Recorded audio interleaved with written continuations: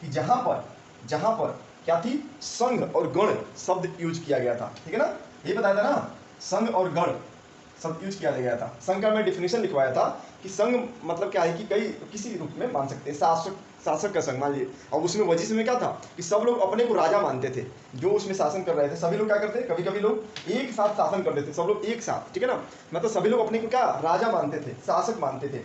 और क्या करते थे कि कोई भी निर्णय लेना हो तो एक साथ मिल करके, ठीक है ना, वो लोग क्या करते थे, बैठ करके बातचीत करके, बहस करके, वाद विवाद करके जरिए से जो है अपना राज्य का जो है, राज्य का कोई भी शत्रु से कैसे निपटना है, ठीक है ना, सुविधाएं कैसे हमारे राज्य में अच्छा हो, इसकी व्यवस्था करनी है, ठीक है। तो इस पर वो लोग क्या करते थे, एक साथ मिलकर के चर्चा करते थे, ठीक है। और एक चीज और मैं बताया था कि स्त्री दास और कमकार मतलब काम करने वाले, इन सभी जो है सभाओं में भाग नहीं लेते थे, ठीक है ना। तो स्त्रियों को रोक थी, दास जो दास थे, दास में पहले बता दिया था दास कौन लोग होते थे। जैसे दूसरे स्टेट पर मैंने कब्जा कर लिया, वहां के लोग को मैंने मतलब जीत करके एक तरह से, मतलब वो स्टेट जीत गए तो वहाँ के लोग हमारे दास हो गए, ठीक है ना। ऐसे लोग भी दास बनाते थे, ठीक, काम करने वाले। इन सभी को सभा के अंतर्गत, सभा में हिस्सा लेने का भाग लेने का परमिशन नहीं था। बुद्ध तथा महावीर, जिनके बारे में तुम अध्याय 6 में आगे हम लोग पढ़ेंगे, दोनों ही गण या संघ से संबंधित है। लिखवाया, लास्ट बताओ क्या लिखवाया था, लास्ट क्या लिखवाया था। वजी महाजनपद में जो सभाएं होती थी उसमें स्त्रियां स्त्रियां दास स्त्रियां दास और कमकार इन सभी को हिस्सा लेने का अनुमति नहीं था। हाँ, कमकार तो काम करने वाले, स्त्रियों, दास और कमकार, ठीक है, इन लोगों को जो है उसमें अनुमति नहीं थी सभा में भाग लेने के लिए।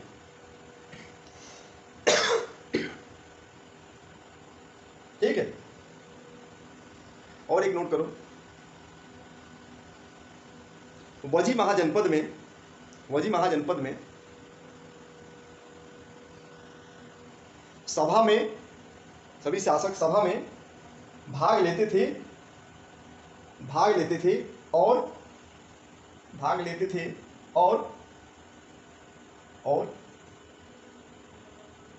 शत्रुओं से कैसे निपटना है, शत्रुओं के आक्रमण से कैसे निपटना है,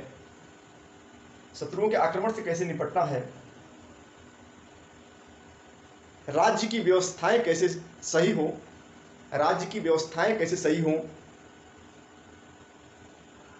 इस पर बहस और वाद विवाद के माध्यम से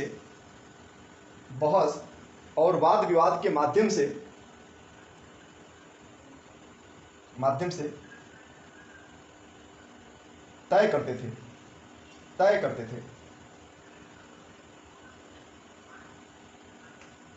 बुद्ध और महावीर, नेक्स्ट पॉइंट लिखो, बुद्ध और महावीर दोनों ही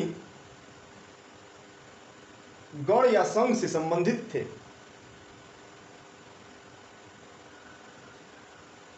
गण या संघ से संबंधित थे। आगे हमको पढ़ना है, बुद्ध के बारे में पढ़ना है, महावीर के बारे में पढ़ना है, ठीक है। तो बुद्ध ने बौद्ध धर्म शुरू किया और महावीर जो है वो जैन धर्म के संप्रदाय से जुड़े हुए थे। दोनों के बारे में आगे पढ़ना है, नेक्स्ट जो चैप्टर हम लोग का है। तो दोनों ही क्या कहते हैं, गण या संघ से संबंधित थे। आगे लिखो कि बौद्ध साहित्य में संघ के जीवन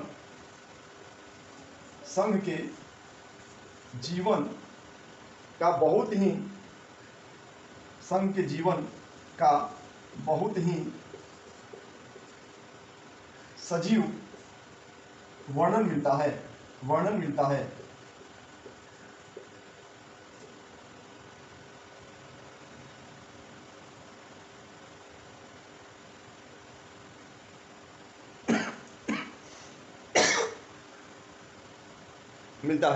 वजी संघ का वर्णन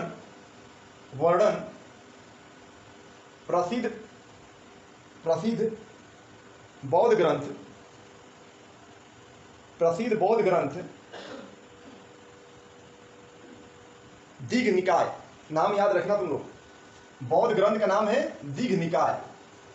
दीघ निकाय ये ग्रंथ का नाम है, बौद्ध धर्म का एक ग्रंथ है। तो दीघ निकाय से लिया गया है, दीघ निकाय से लिया गया है, लिया गया है। हो गया, हो गया। आगे लिखो, आगे लिखो। बौद्ध साहित्य, जिसको ग्रंथ भी बोलते हैं, ब्रैकेट में ग्रंथ लिख लो। बौद्ध साहित्य दीघ निकाय, बौद्ध साहित्य दीघ निकाय, जिसमें बुद्ध के कई व्याख्यान दिए गए हैं। हाँ क्या हुआ? हाँ दीघ निकाय, दीघ निकाय देखो, दीघ निकाय उस बुक का नाम है, ग्रंथ का नाम है दीघ निकाय, लिखा है ना देखो। जिसमें बुद्ध के कई व्याख्यान, प्रवचन जो दिए थे वो, तो व्याख्यान जो है उनका दिए गए हैं, वक्तव्य उनका उसमें दिया गया है। नेक्स्ट पॉइंट लिखो, दीघ निकाय बौद्ध ग्रंथ, दीघ निकाय बौद्ध ग्रंथ करीब 2300 वर्ष पहले, ये सब पॉइंट वाइज क्वेश्चन है, 2300 वर्ष पहले, 2300 वर्ष पहले लिखा गया था, लिखा गया था। ठीक है, तो आप लोग से पूछ दिया जाएगा अगर कि दीघ निकाय बौद्ध ग्रंथ का जो है लेखन कब हुई थी, तो आप लोग का आंसर क्या होगा? 2300 वर्ष, लगभग 2300 वर्ष लिख लेना, लगभग 2300 वर्ष, डेट कुछ नहीं है, लगभग 2300 वर्ष पहले लिखा गया था। अजातशत्रु के बारे में थोड़ा दिया हुआ है कि अजातशत्रु जो है वजी संघ पर आक्रमण करना चाहते थे। उन्होंने अपने मंत्री, अभी लिखवाएंगे, उन्होंने अपने मंत्री वस्कार को बुद्ध के पास सलाह के लिए भेजा। ठीक है, कौन थे? अजातशत्रु, वह वजी। अजातशत्रु कहाँ के थे? अजातशत्रु मगध के थे, ठीक है ना। तो मगध महाजनपद से थे, लेकिन वह वजी पर आक्रमण करना चाहते थे, ठीक है ना। तो उन्होंने अपने मंत्री वस्कार को बुद्ध के पास सलाह के लिए भेजे थे। बुद्ध ने उनसे पूछा कि क्या वजी सभाएं नियमित रूप से होती हैं? किस बारे में? तो बुद्ध के बारे में। बुद्ध खुद पूछ रहे थे कि जो सभाएं होती है नियमित होती हैं आपके यहाँ, सभी सदस्य उपस्थित होते हैं? जब उन्हें पता चला कि ऐसा होता है, उन्होंने कहा कि वजीवासी तब तक उन्नति करते रहेंगे जब तक, पहला बोले थे कि वे पूर्ण और नियमित सभाएं करते रहेंगे। वो 4 बातें बोले थे अजातशत्रु से। पहली बात ही बोले थे कि वे पूर्ण और नियमित सभाएं करते रहेंगे। दूसरा, आपस में बिल्कुल मिलजुल कर काम करते रहेंगे। तीसरा, पारंपरिक नियमों का पालन करते रहेंगे। और चौथा शब्द बोले थे कि बड़ों का सम्मान, समर्थन और उनके बातों पर ध्यान देते रहेंगे। 4 बातें जो है वह वजीवासियों के लिए बताया था। आप लोग नोट करो, आप लोग नोट करो।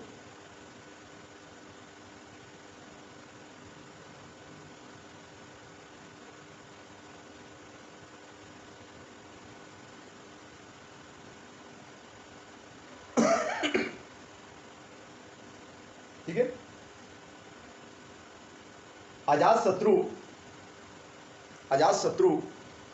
अपने मंत्री वस्कार को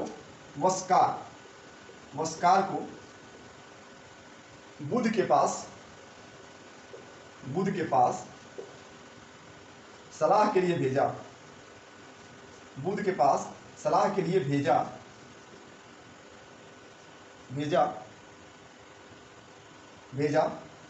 क्योंकि वह वजी महाजनपद पर, ऐसे लिखो, वजी महाजनपद पर आक्रमण करना चाहता था। कहने का मतलब अजातशत्रु जो है वह वजी पर आक्रमण करना चाहता था। उससे पहले वह सलाह के लिए गौतम बुद्ध के पास अपने मंत्री को भेजा था। मंत्री ने क्या, मंत्री से गौतम बुद्ध ने 4 क्वेश्चन किए थे, 2 या 3 क्वेश्चन किए थे। उन्होंने पहली बार पूछा कि बताओ कि वजी में सभाएं होती हैं नियमित रूप से, ठीक है। दूसरी क्वेश्चन पूछे थे कि सभी सदस्य उपस्थित होते हैं। जैसे ही उनको पता चला कि ये दोनों जो है पॉजिटिव जब है, यानी वहाँ पे सभाएं नियमित रूप से होती है, सभी सदस्य उपस्थित होते हैं, ठीक है ना, तो उन्होंने वजीवासियों को तब तक बोले, 4 शब्द बोले थे गौतम बुद्ध ने कि जब तक ये चारों चीज वो करते रहेंगे तब तक वो उन्नति करते रहेंगे, ठीक है ना। वे पूर्ण रूप से नियमित सभाएं करते होंगे, बिल्कुल मिलजुल काम करते रहेंगे, पारंपरिक नियमों का पालन करते रहेंगे, बड़ों का सम्मान करते रहेंगे, तब तक वो उन पे उनका जो है वजीवासियों तक उन्नति करते रहेंगे। ठीक है ना, ये बात उन्होंने गौतम बुद्ध ने बताया था। ठीक, उसके बाद हाँ 3 शब्द और बताए थे कि वजी महिलाओं के साथ जोर जबरदस्ती नहीं करेंगे, उन्होंने बंधक नहीं बनाएंगे, शहरों और गांवों में चैतन्यों का रखरखाव करेंगे। विभिन्न मतलब कहने का मतलब है कि जब वो आक्रमण करने का सोच रहा था तो सोचा कि मतलब आक्रमण करें या ना करें, उसके लिए गौतम बुद्ध के पास गया। तो गौतम बुद्ध ने कहा कि बताओ कि आक्रमण करने के बाद तुम ये सब करते रहोगे क्या, ये सब करते रहोगे क्या, पूर्ण रूप से नियमित सभाएं करते रहोगे, आपस में मिलजुल काम करते रहेंगे। ये सब 7 बातें उन्होंने बताई थी, 4 नहीं 7 बातें बताई थी। ठीक है ना, तो बोले कि ये सब करते रहेंगे तो क्या करेंगे, वजीवासी जो है उन्नति करते रहेंगे। ये बात उन्होंने गौतम बुद्ध ने बताई, इसको लिखने की कोई जरूरत नहीं। तो देखो आगे बात है कि वजी के आक्रमण करना अजातशत्रु भी चाहता था, और भी राजा जो है वो आक्रमण करना चाहते थे। कई शक्तिशाली राजा इन संघों को जीतना चाहते थे। ठीक है ना, इसके बावजूद उनका राज्य अब से लगभग 1500 साल पहले तक चलता रहा। बात आप लोग समझ में आ रही है कि वजी महाजनपद को कोई नहीं जीत पा रहा था, क्योंकि गौतम बुद्ध ने जो शब्द बताया था, ठीक है ना, इतनी बातें अगर वो करते रहेंगे तो कभी जीत नहीं पाएंगे, दूसरे शासक नहीं आ पाएंगे। उसके बाद गुप्त शासकों ने, ठीक है ना, गण और संघ पर विजय प्राप्त कर उन्हें अपने राज्य में शामिल कर लिया। अब नोट करो, यहाँ पे नोट लिखने लायक है।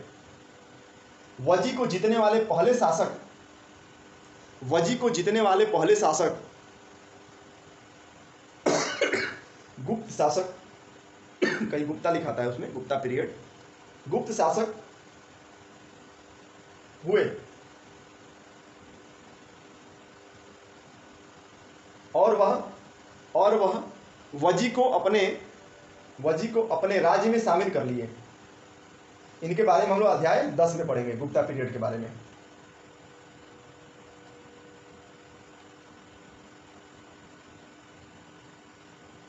ठीक है, इतनी बात समझ में आई सबको। प्रजातंत्र या गणतंत्र शासन व्यवस्था लगभग 2500 साल पहले एथेंस के लोगों ने किया। शासन व्यवस्था की स्थापना, क्या लिखे हो, एथेंस के लोगों ने स्थापना किया। कहने का मतलब है कि अगर पूछा जाएगा कि एथेंस के लोगों ने प्रजातंत्र और गणतंत्र शासन व्यवस्था कब स्थापित किया, तो वह 2500 साल, लगभग 2500 साल पहले स्थापित किए। ठीक है, जब 2500 साल पहले शब्द यूज होता है, आप लोग समझेंगे क्या होता है इसका मतलब। इसका मतलब होता है ईसा पूर्व। ठीक है, जब पूर्व कहता है ना, पहले कहता है, तो वहां समझो कि ईसा पूर्व मतलब ईसा मसीह के जन्म से पहले की बात कर रहा है, वो भी कितना 2500 साल पहले की बात कर रहा है। अब आगे देखेंगे कि यह व्यवस्था लगभग 200 सालों तक चली। यह व्यवस्था आप नोट करो कि एथेंस के लोगों के द्वारा स्थापित शासन व्यवस्था, एथेंस के लोगों के द्वारा स्थापित शासन व्यवस्था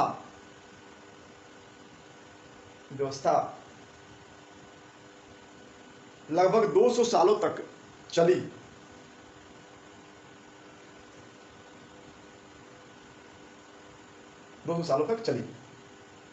अब इसमें ध्यान रखेंगे क्या कह रहा है कि इसमें मतलब गणतंत्र, जो प्रजातंत्र की व्यवस्था थी एथेंस के लोगों के द्वारा, उसमें थी कि 30 साल से ऊपर के उन सभी पुरुषों को, महिलाओं की बात नहीं कर रहा है, मतलब 30 साल से ऊपर। आज 18 साल हमारे यहाँ है ना, कि 18 साल के ऊपर जो होगा वो क्या करेगा, वोट देने का अधिकार उसको होगा। तो 30 साल से ऊपर के जो लोग थे उनको नागरिकता प्राप्त थी। वोट देने का अधिकार नहीं बोल रहा हूँ, नागरिक मतलब वो नागरिक वहाँ के प्राप्त थी। ठीक है ना, जो दास नहीं थे उनको नागरिकता प्राप्त थी। वहाँ एक सभा थी जो महत्वपूर्ण विषयों पर निर्णय लेने के लिए एक सभा होती थी। जैसे आज हम लोग लोकसभा और राज्यसभा हमारे देश में है, राज्यों में विधानसभा और विधान परिषद होता है, वैसे ही एक सभा होती थी, महत्वपूर्ण विषय पर निर्णय लेने का काम करती थी, जो साल भर में कम से कम 40 बार बुलाई जाती थी। ठीक है ना, 40 बार बुलाई जाती थी। नोट करके थोड़ा लिखो यहाँ पर। एथेंस के प्रजातंत्र शासन व्यवस्था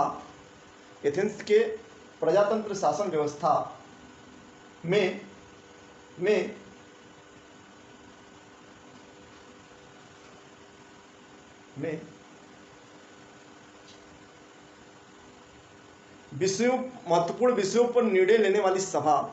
महत्वपूर्ण विषयों पर निर्णय लेने वाली सभा एक साल में 40 बार बुलाई जाती थी।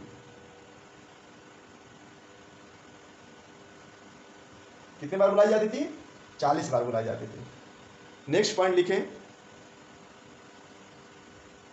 निर्णय लेने वाली सभा एक साल में 40 बार बुलाई जाती थी, 40 बार बुलाई जाती थी। जो रेगुलर करने वाले हैं वो तुरंत उसमें ज्वाइन कर लेंगे ग्रुप में, क्योंकि उसमें से मैं रिमूव कर दूंगा।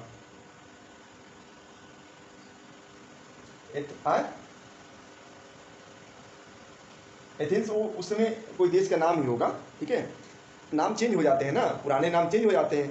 तो एथेंस कोई होगा उस समय देश के हिसाब से अगर देखा जाए। पहले तो उसमें दूसरा व्यवस्था थी ना बाबू, ये भारत की बात नहीं कर रहा, भारत की बाहर की बात कर रहा है, ठीक है। यूनान और एथेंस देखो लिखा है ना, यूनान भी है एथेंस भी है, ठीक है। तो ये एथेंस के बारे में बात कर रहे हैं कि वहाँ के लोगों ने ऐसा किया था, ठीक है। भारत से बाहर हम पढ़ रहे हैं, थोड़ा कुछ इंपॉर्टेंट चीज़ था उसमें लिखवा दिया हूँ, ठीक है। चले, कुछ महत्वपूर्ण उपयोगी शब्द हैं, जैसे राजा, अश्वमेध, वर्ण, वर्ण व्यवस्था जो हम पढ़े हम लोग, जनपद, महाजनपद, ठीक है ना, किलेबंदी, सेना शब्द हम लोग प्रयोग किए थे, कर पहली बार आया था, किलेबंदी शब्द पहली बार आया था, पौधारोपण, रोपने की व्यवस्था जो धान की थी, गण और संघ जो कि वजी वाला, फिर उसके बाद प्रजातंत्र जो शब्द हमारा आया है जो कि एथेंस के लोगों के द्वारा स्थापित किया गया था, वो हमको इतना इंपॉर्टेंट शब्द है। बोलो सबको हो गया क्लियर? बोलो तो आगे बढ़े, ठीक है। अब आप लोग थोड़ा क्वेश्चन पर ध्यान रखेंगे। ये क्वेश्चन दिया, अश्वमेध के घोड़े अपने राज्य से गुजरने की छूट देने वाले राजाओं को यज्ञ में शामिल किया जाता था, ठीक है, सही या गलत? हाँ सब बताओ, जो नहीं पढ़ा होगा वो नहीं बता पाएगा। अश्वमेध के घोड़े, सही है ना, राजा के ऊपर सारथी पवित्र जल का छिड़काव करता था। पुरातत्वविदों को जनपदों की बस्तियों में महल मिले हैं, मिले हैं? हाँ महल नहीं मिले हैं, क्या मिले हैं?